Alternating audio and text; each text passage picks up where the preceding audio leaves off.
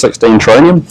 It's my pleasure to welcome you all here. For those that don't know me, I'm Gareth Green, the Chief Executive Officer of Taupo District Council, and in the absence of a Mayor, until he's sworn in, I'm opening the meeting, so welcome and thank you for coming.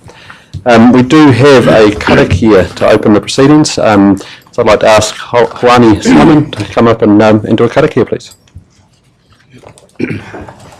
Tom. Tēnā koutou, ngā whānau, tēnā koutou, tēnā tātou, inoa tātou, whakatakatau kū, whakakatau ki tonga, kia mā kina ki uta, kia mā taratara ki tai, kia hia ki anga te atu, kia he tio, he ruka, ti hei mauri ora. Amen. Amen. Thank you, Dominic, and obviously Dominic rather than Hoani. First item on the agenda is apologies, but we are all here, so we'll skip over that. Second item on the agenda is conflicts of interest. Any conflicts of interest? I presume there'll be none? No.